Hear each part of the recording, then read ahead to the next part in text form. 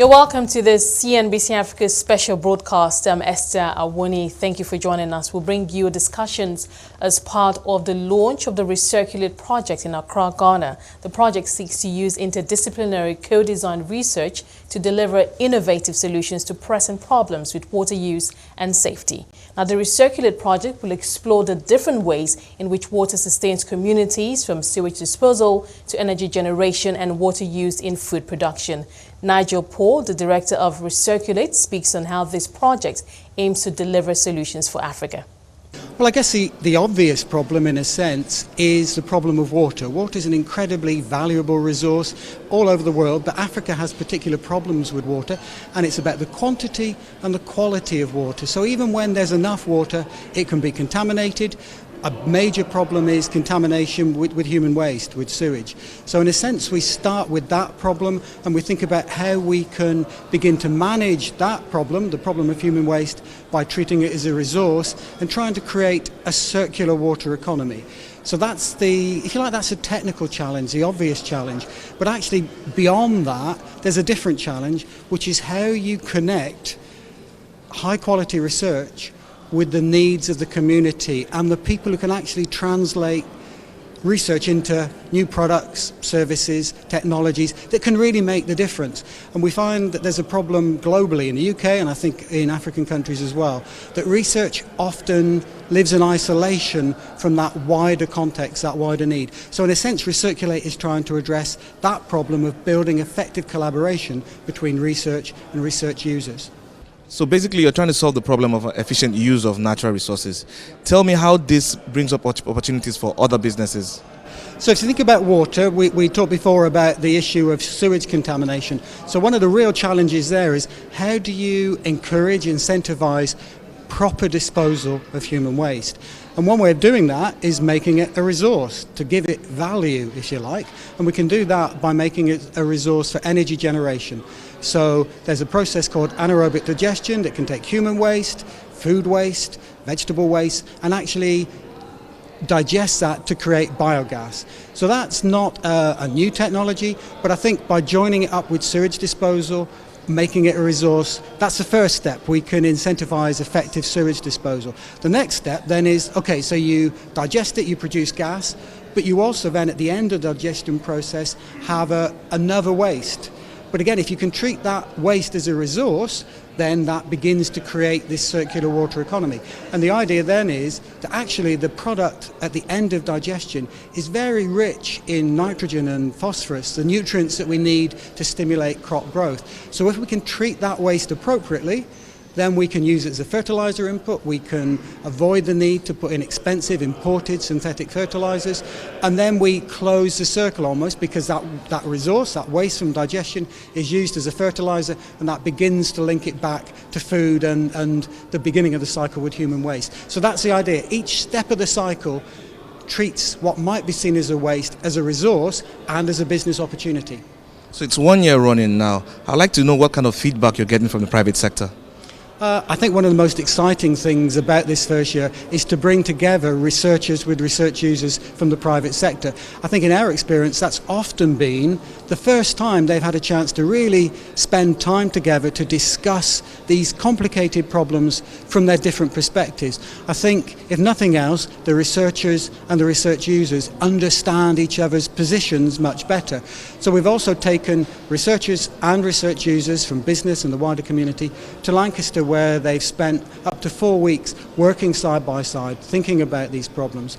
And I know that many of them have found that an incredibly valuable experience, as much as anything at this stage, to change their perspectives and understandings of the problem, and perhaps make them aware that there are real opportunities here, that environmental challenges aren't just problems, they are real opportunities and real business opportunities. So when you look at the launch here today, I'd like you to speak to the partnership and the partners that you've worked with up until this point.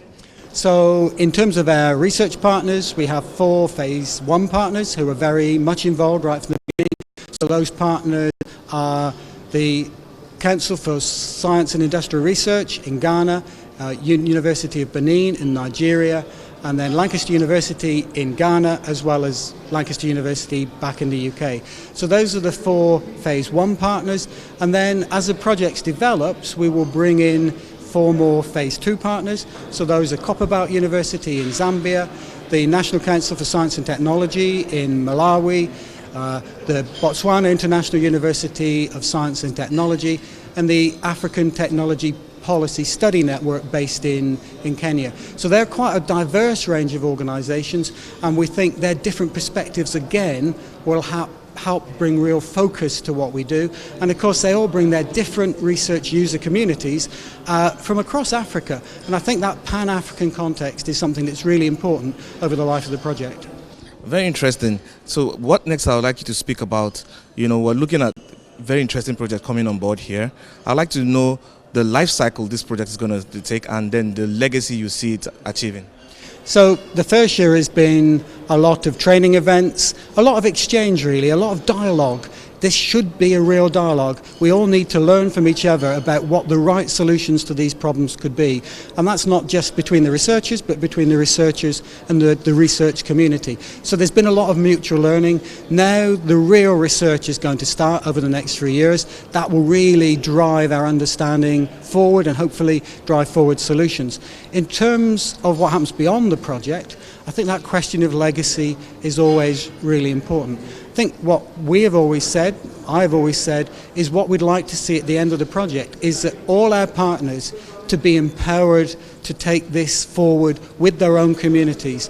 Recirculate talks about research with, in and for the communities, and we want all our partners to build these new productive relationships with their communities, businesses and others, so that even beyond the project they will have that basis of collaboration to address these sorts of complicated problems, whether that's water or the whole range of different sustainable development challenges.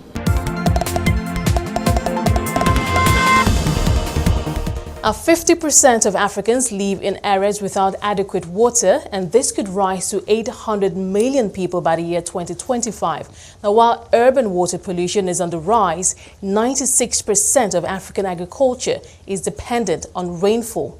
On this special panel, we'll discuss how research collaboration can be a driver for change in Africa with senior representatives of the project partners from Lancaster University, the Council for Scientific and Industrial Research, University of Benin, and the Lancaster University, Ghana.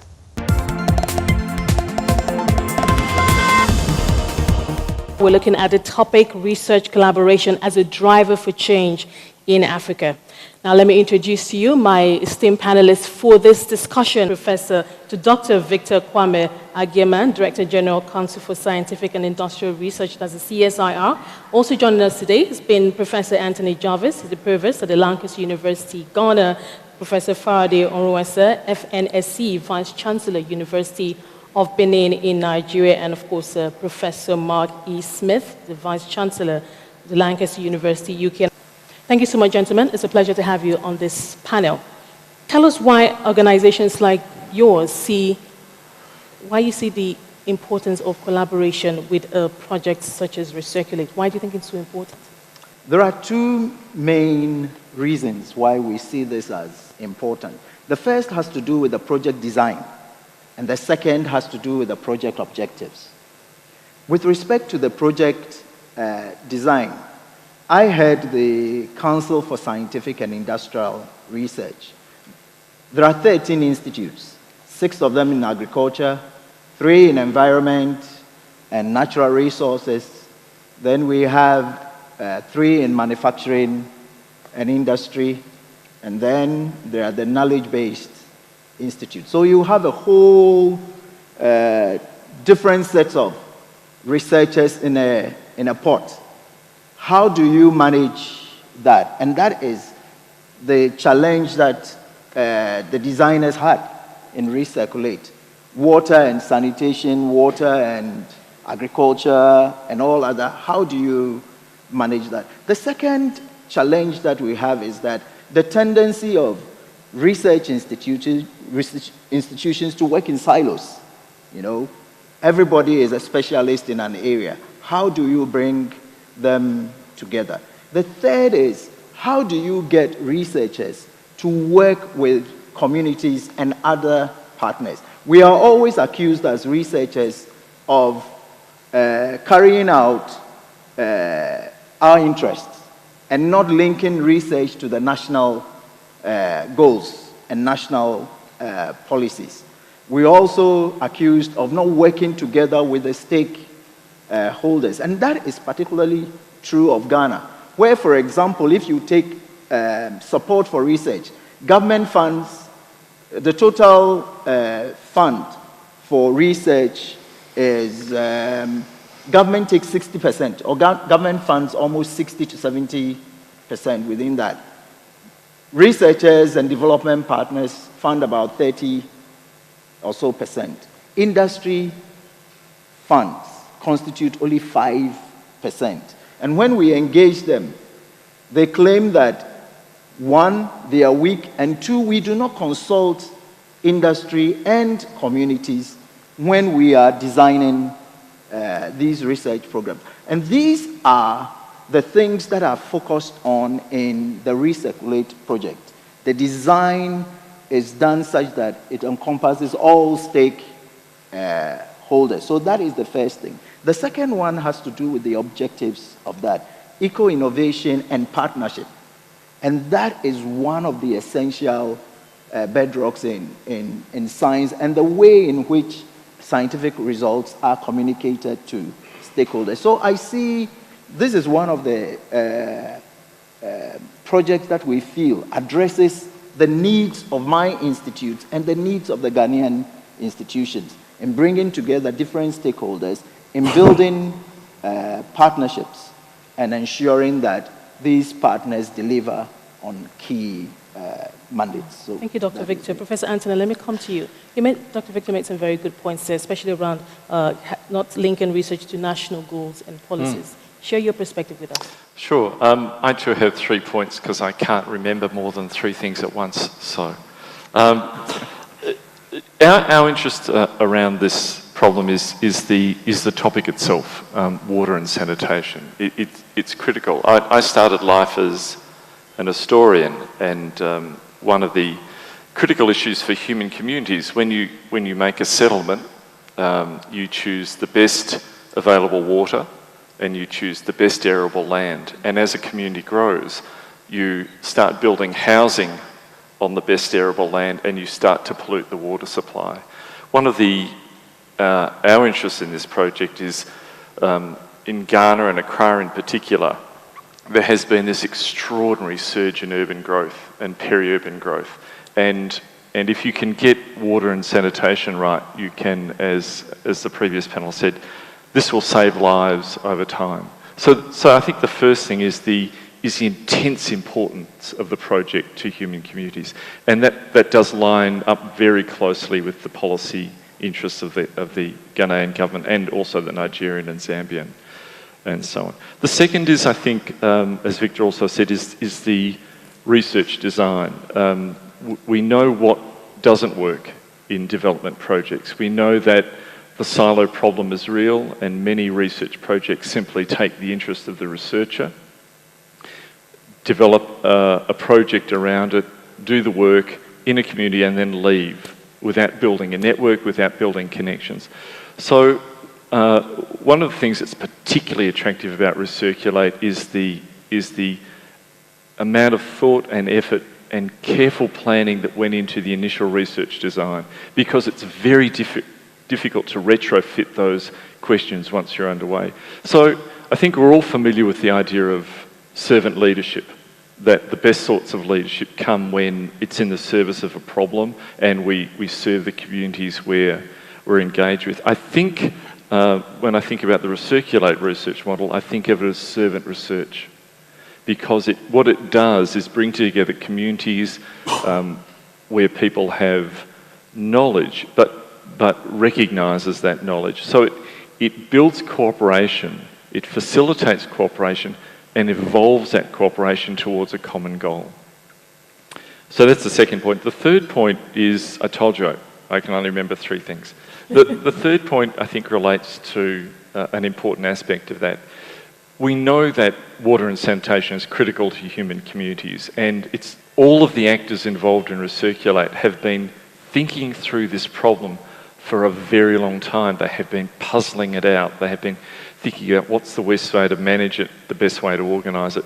One of the extraordinarily clever things that the Recirculate design does is honour and tap into that puzzling out process and connects one group's puzzling out process to another. So it becomes synergistic in a way that will, I think, over time, produce extraordinary outcomes. And it's not too much to say that if this works and works well, there will be people alive in 5 or 10 years' time that would not have been alive otherwise. So it's very difficult to overstate the importance of the research design and the process to the outcomes. Professor Faraday, let me bring you in here. Dr. Victor talked about how it's working here in Ghana and some of the challenges and how they're just trying to ensure that collaboration does work. Speak to us from a Nigerian perspective. Does it also, would you say that it also applies in Nigeria, or how is that working out? University of Benin is one of the first generation of universities in Nigeria, and it's located in the south of Nigeria, with a student population of about 60,000, and with 16 faculties, with 2 campuses as well. The UniBen and Lancaster UK have a long-standing collaboration path which spans for almost a decade. The CCMOU is on strengthening partnership for research and capacity building, and this has led to the establishment of a CGE Lancaster based, a model after the CGE LEC. Okay, but talk to us about the value that your University of Benin, is getting from this collaboration. We find that, because of our commitment, I have always supported, my staff to spend some time with colleagues from Lancaster, and also with colleagues from CSIRO and LU Ghana and other organizations. And also, you find that, and when they return, they look different. And you find they have improved skills, okay, and with research and teaching capabilities. I was able to attend some of the sessions, level discussion and debates, and enthusiasm. Very, very impressive. Okay. Professor Smith, let me come to you now. We've heard about how institutions here on the African continent benefit from shared research and collaboration, but I'd like to ask you, why is Lancaster University, why are you interested in solving some of these problems? Okay, first can I say it's fantastic to be here, and particularly to hear about the project and the people who are doing the work, because it's become very real for me today. Now, Lancaster University, for those of you that don't know us, is based in England. We're ranked very highly in both the UK league tables, being in the top 10, and in fact in the top 150 universities in the world. And in some ways, those league tables are a bit academic. It's great to be in those positions, but what really makes a strong university is a university that makes a difference to the real world. And I think it's projects like Recirculate that really allow a university like Lancaster to demonstrate its real worth. Now, we're lucky in a way that some of the research strengths of Lancaster around water and entrepreneurship line up with the UK government's programme called the Global Challenges Research Fund, which is funding this work, whereby what the UK government is doing is it's challenging UK universities to work in partnership with overseas organisations to make a difference in those countries through effectively getting the research into practice. Now, this Recirculate project is really a fantastic opportunity for us because it allows us to work with some of our old friends like the University of Benin and to work with some of our new friends like at CSIR. But also, looking at the backdrop here, there's a whole range of new partners that we're working with, and that's really very, very exciting for us. Because if a university is going to make a real difference, it needs to translate some of the excellent research that it does almost theoretically into practice on the ground. And that also benefits our researchers because they can see the problem from the practical point of view for the people who are going to use it. And we've already heard from the other panel that the interactions they've had with people on the ground has changed the way they are thinking about the problem. And that's made their research much more relevant and much better. So I think we're seeing really, really big benefits. And it taps into a very real stream of research that goes on at Lancaster, not only in the technical expertise around water, but turning it into real activity. Because if it's going to be sustainable, people are going to need to turn it into a product. They're going to need to make a living out of it. They're going to need to make it financially viable. And the fact that this project doesn't only look at the science, but looks at entrepreneurship as well, is really important. And I think that's a big benefit for Lancaster University. Okay, excellent. Professor Jarvis, let me come to you. We've heard about, I know Recirculate is just still in its first year. Talk to us about the benefits that have come out so far. The benefits are really, again, flow from the research design. When countries go through processes of development, they do it under specific and unique conditions, and they do it in a particular cultural context. What's become very clear in the first year of the research is the benefit of what is effectively a bespoke solution. This has brought together in a way which is culturally sensitive and culturally effective solutions. It allows for entrepreneurial solutions. It allows for different technical solutions. And particularly important, the knowledge sharing that goes on has happened extraordinarily quickly. From what I can see, nobody expected it to happen that fast, but from the get-go, that process of knowledge exchange began. It was driven forward and developed a sort of connection between the partners. So from that point of view, it's extraordinary to see.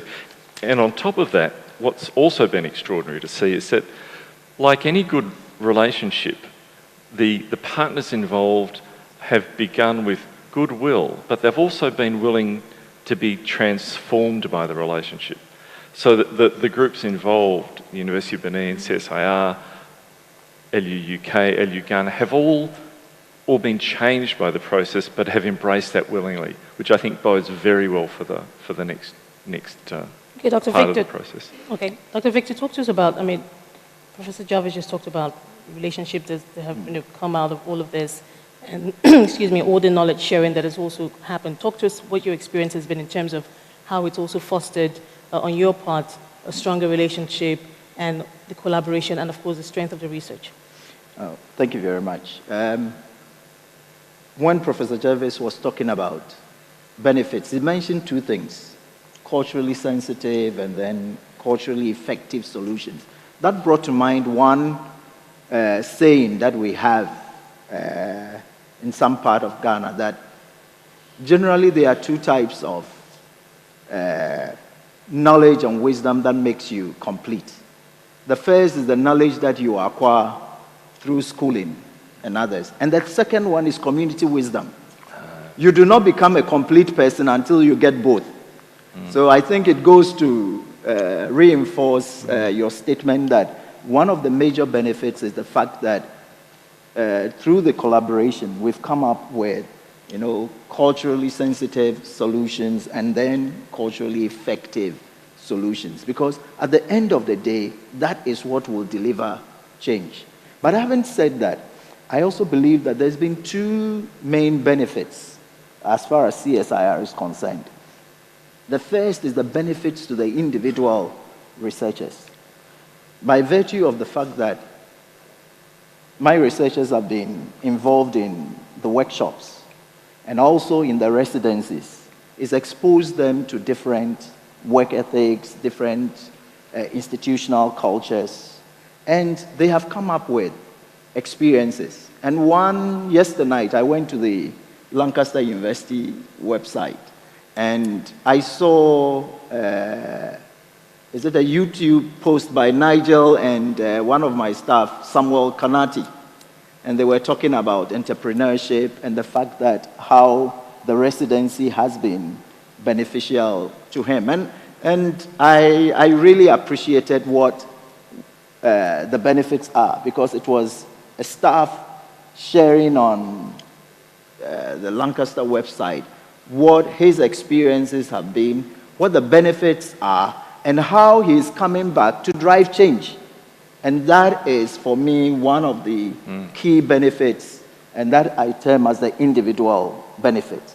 The second benefit is the institutional benefits. I talked about the fact that CSIR is a microcosm of the project. And what I believe as one of the major benefits is that of networking and partnerships. And is it the moderator talked about the fact that CSIR has formed a partnership with CSE in India. And India has a similar program, water for global, global water for change. And the objectives of that program were similar to that of Ghana. So it was very easy for India and CSIR to sign a memorandum of understanding that will work under the framework of the Recirculate and deliver change using India's also program. So that is also for me some of the benefits, because the Recirculate is now creating a platform where we can engage other partners and engage other stakeholders to deliver change across the African continent. And so that's Can I just add something to that? I think that's an extraordinary development. And because one of the things that's clearly happening is that through the residencies, and I know it's happened to the LU Ghana staff, is that it starts to mould and shape and align the ambitions and desires of individual researchers with the project, not in a mechanical way, but the project evolves, the ambitions and direction of the individual researchers evolves, and that I think bodes particularly well for the longevity of the impact of the project. Professor Faraday, I mean, just like the CSR also, UNIBEN has also made a commitment by allowing its staff to be part of this research collaborations. And like Dr. Victor said, I mean, it also, we've seen the individual researchers themselves go, above and beyond. For you, talk to us about the experience of UNIBEN, your own staff attending these meetings, attending these trainings, and what are your hopes going forward in terms of how that will shape their research, how that will shape innovation that can translate into practical solutions for the communities? Talk to us about that. Just like I said before, some of my staff, they go to Lancaster and also to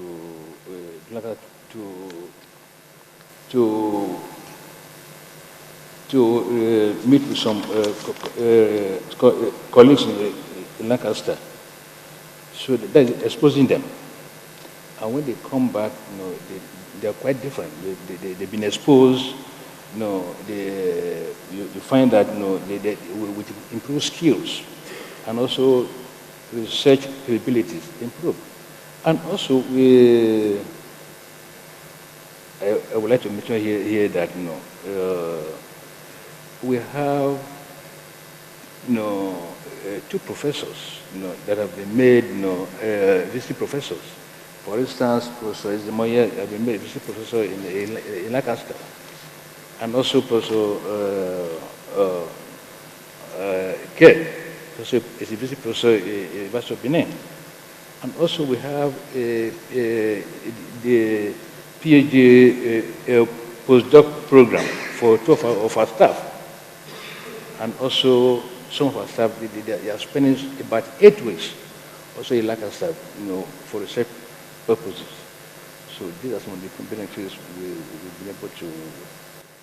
Excellent. Professor Smith, I'd like to hear your perspective on this too. I mean, the Lancaster staff have also been a part of this. How does it feel, for you, the kind of collaboration that's going on and how that knowledge exchange is building something new and strong that even for going forward when staff of UNIBEN and of course the researchers at CSIR, how they're able to moving forward also do achieve research impact. What are your thoughts on that?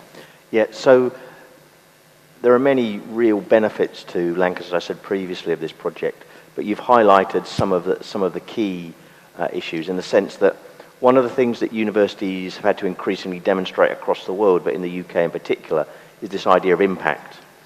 So impact, it can mean many things to many people, but what I take it to mean is, does the research, does the technology, does the innovation that a university have go wider than just the university, go wider than just the academic community? Does it go into real people's lives? And I think this project is an excellent example of where some of the very high quality research that is done at Lancaster in water and various aspects of eco-innovation is actually translating. Now, the benefits that we have are many. We get the links directly into colleagues here in Africa, which I said previously really does mean that, you know, there are real problems with real people on the ground.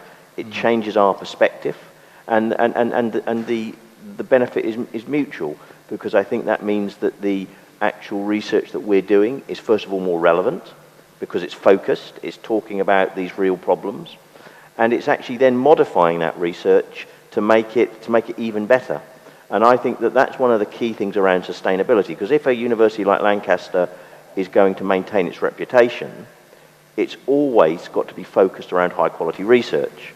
However, the more we can demonstrate the relevance of that research to problems, be they in the UK or in Africa, then it means that it's a good basis for the taxpayer, whether that taxpayer be in the UK again or an African country, to actually fund that research. And that's one of the elements that will make this partnership sustainable in the medium term. The second thing is that will it actually translate into real product, whatever product means, but nevertheless, and one of the great things is to get innovators, entrepreneurs of tomorrow, actually interested in the potential of capitalising on that research.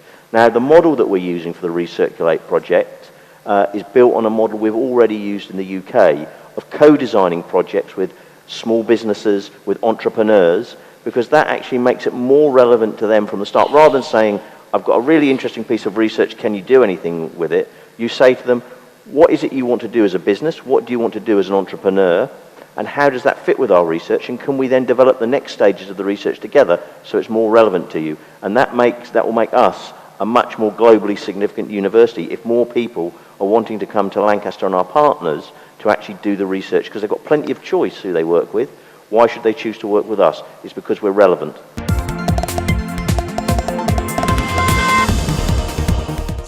We'll be back after this short break, where we'll get questions from the audience and ways research collaboration can be a driver for change on the continent. So we're just going to take about 3 or 4 questions from the audience to our panelists here. We're going to have 1 or 2 mics. So what you do is just tell us your name and perhaps the organization that you work for, and of course your question, not comments, questions please, and please keep them short. My name is Nicholas Ozo. I'm the Executive Director of African Technology Policy Studies Network, based in Nairobi, Kenya. Actually, it is interesting that you gave the audience the opportunity to speak, because my question or comment would have been more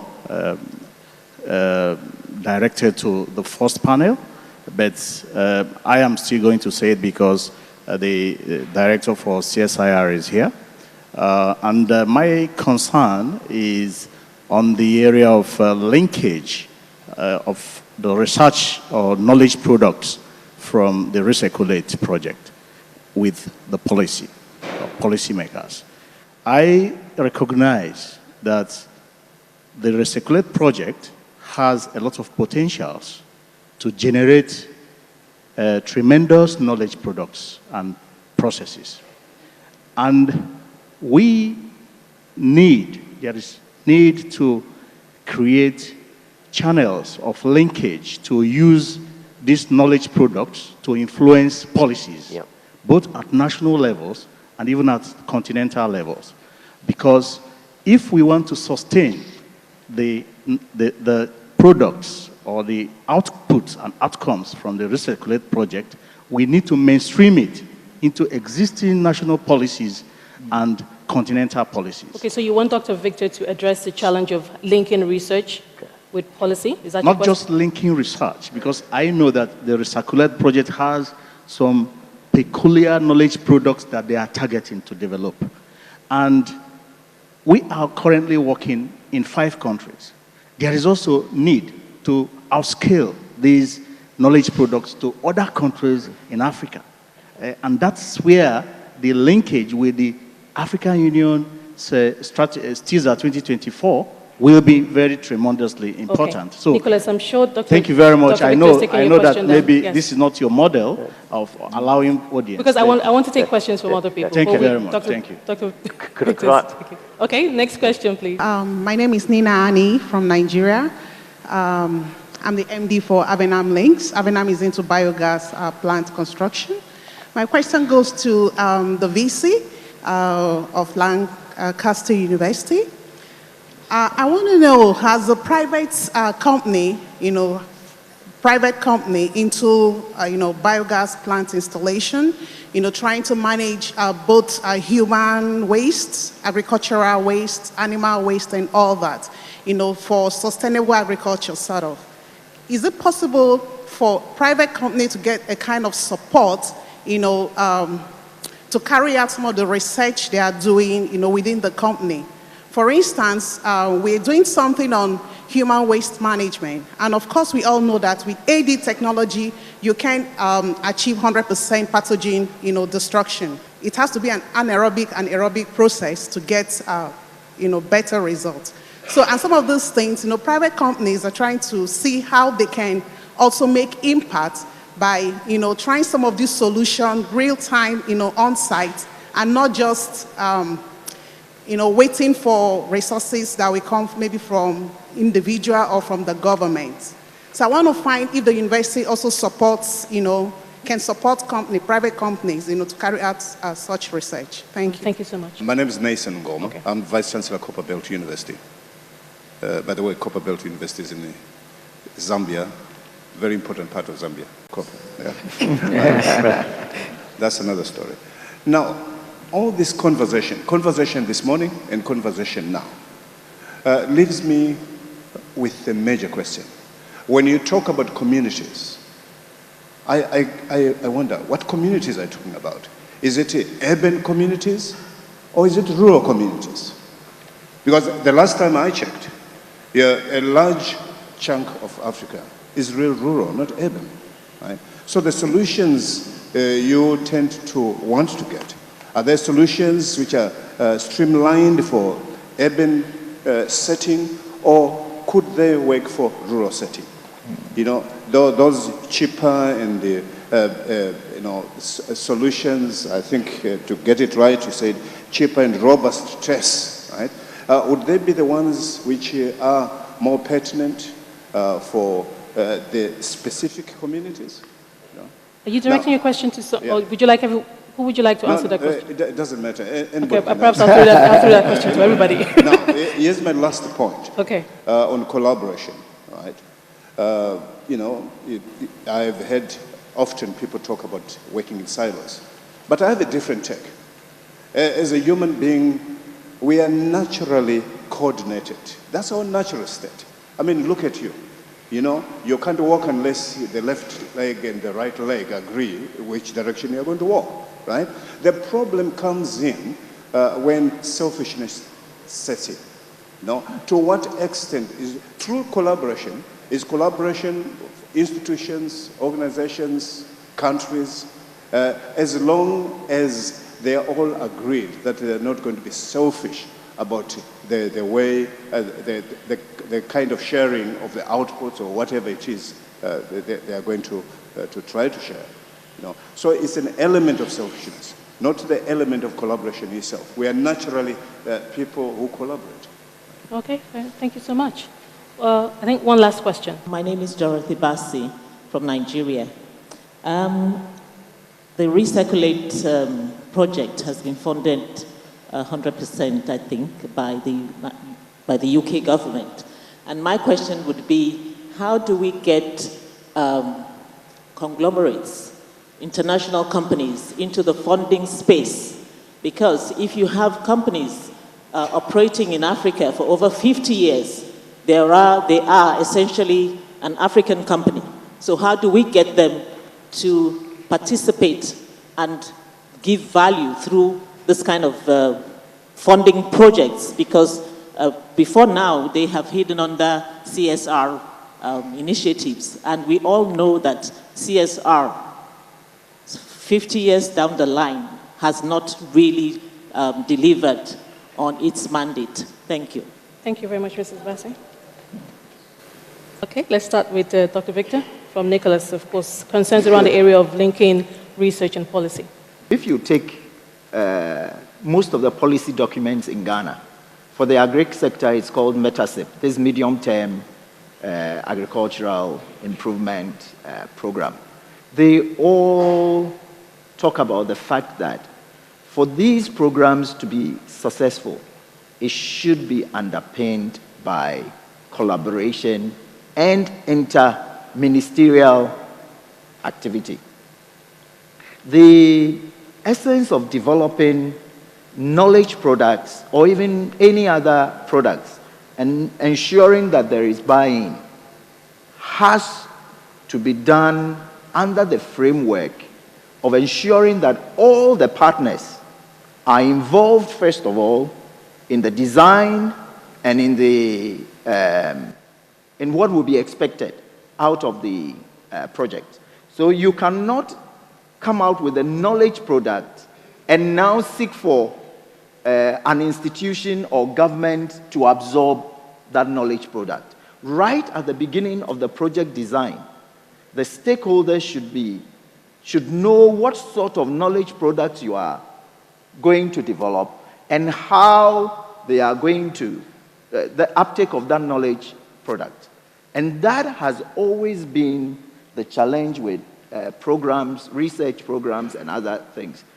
We go into the project and do not actually envisage what those knowledge products will be and how it's going to be done. And then most of these programs also talk about the fact that you need a strong monitoring and evaluation program by the partners or by the those who are going to uptake. If it's community, if it is policymakers, they all should be involved in the monitoring and evaluation of that program because that gives them some form of control in the product that you are going to develop. Let me quickly try and give some perspective into the true collaboration that the colleague talked about. My view is that collaboration does not mean equality. That is one of the major challenges that we have when you bring partners together. Most partners think that once you've brought them together, work packages, resources will all have to be shared equally. It does not operate in that way. Secondly, you cannot, whether it's really African or our European partners, none of these partners can work alone. We have to recognize right from the onset that there are advantages people have due to geographic location, institutional. We have certain strengths, and we have to leverage these strengths. And when you come together as collaborators and partners, you look at the strengths, what each one is bringing on board, and then you develop a framework out of that. My worry is that I have several institutions, and you would have, when you ask institutions to work together, so long as there's funding, so long as people think that it should be shared equally. And that is always one of the challenges when it comes to collaboration. And I think that is what I needed to point out. Back to the first question, Professor Smith, you wanted to address the concerns around policy and research quickly. I mean, the very interesting thing is, and there are some very good questions there, is I could have been sitting in England because the questions would have been exactly the same. So it shows that there is very much different in Africa and in the UK. So the questions were about how do you influence policymakers.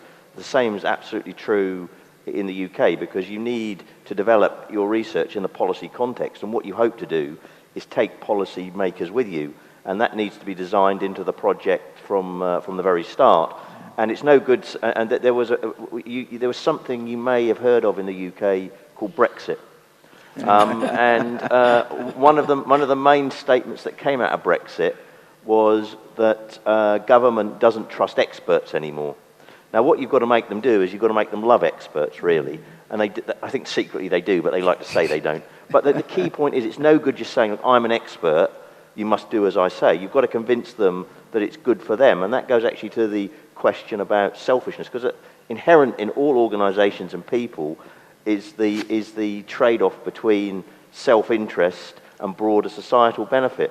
And you've got to show that you can try and pull that trick off, and that goes back to policymakers as well. The benefit's got to be seen to the policymaker. Why should I make this decision?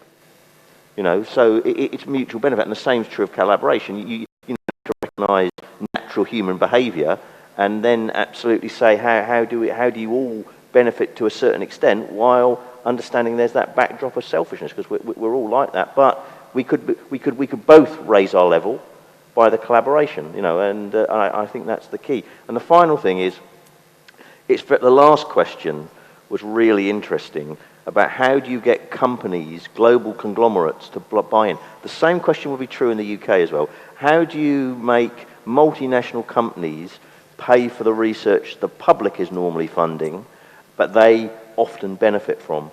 And it's a long process. Companies, I would say, are getting better. They also are selfish. They want to, I mean, most of them are profit motivated, but there are increasingly number of companies who have very forward-looking global social responsibility programs, and tapping into that to be one of the mechanisms that funds the follow-on of Recirculate, I think would be a very interesting thing to start thinking about now, because I think many of those companies would be interested because it fits many of the things they need to achieve as a company. Professor Jarvis, I wanted to answer the point on the policy on the policy issue. And you know, you've got to remember, government is a group of people. You can ask the same question to 3 weeks running and get 3 different answers. So you actually, the process of engagement is critically important. So as something like Recirculate develops, you need to keep government in the tent, as it were, keep the conversation going. But the other strand of that is, and it's incredibly important, is that governments back what they think works universally. So one of the benefits of the way Recirculate is developing, it will be able to show that this works and aligns closely with policymakers and governmental objectives, and that will be critically important. Interestingly, it also provides an entry point for private companies, because private companies also like to back what works. So if you can demonstrate effectiveness, that it works and it's scalable, you provided, you know, the ideal entry point for people willing to be engaged. The point about community I find particularly interesting, and I think one thing that's come out of the research in Recirculate so far is a much more nuanced view of community. We tend to think often of it as fairly static, but what's clear in Ghana and Nigeria and many other places in the world, community itself is a fast evolving and dynamic process. So even when we think of the traditional rural-urban divide, one of the reasons why sanitation and water and health is so problematic is that many of the solutions that were effective for small-scale rural communities have been the ones which have been implemented in peri-urban, fast-growing areas. So it's interesting that in a sense what we need to do is be sensitive not just to the solution for a particular community, but what solutions are scalable and can work as communities will inevitably transform over the coming years. Professor Faraday, I'd like you to weigh in on this also. I mean, the issues around the question asked about the kind of communities that can benefit, if they benefit at all, and how, like Professor Jarvis just said, how that can be scalable going forward. Just share your thoughts, your perspective in terms of, for the Nigerian perspective, how that can work. Let me say that in UNIBEN, we have a very big energy center that, that you can partner with. I'm actually inviting your group to come to UNIBEN. Fortunately, the director of the center is here, Professor Obama, and Professor Ezemoye was the immediate past director of the center, and they are doing a lot there. and also my department, but I'm not involved. In my department, mechanical engineering, they're equally into energy. So your group or can come to Uniben, liaise with the center, and you'll be in good hands. So I'm actually inviting you to come to Uniben, to the energy center. So you'll be taken care of by the center. Unfortunately, Professor Bon is here now, and Professor Zemoyen, who is the mere past director of the center. They will take care of your interest. Okay. Well, my timekeeper tells me that our time is up.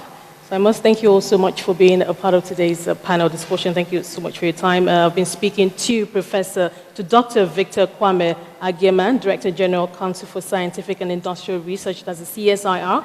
Also joining us today has been Professor Anthony Jarvis, the Provost at the Lancaster University, Ghana, Professor Faraday Onwuasa, FNSC, Vice Chancellor, University of Benin in Nigeria, and of course, Professor Mark E. Smith, the Vice Chancellor, the Lancaster University UK, and of course we've been looking at the topic research collaboration as a driver for change in Africa, and of course we'll be looking at the importance, and which is also at the heart of Recirculate, the importance of collaboration, of partnerships, and driving eco-innovation and solutions that can translate into real solutions that communities that the Recirculate program is hoping to impact, how all that can help to really impact these communities, especially going forward.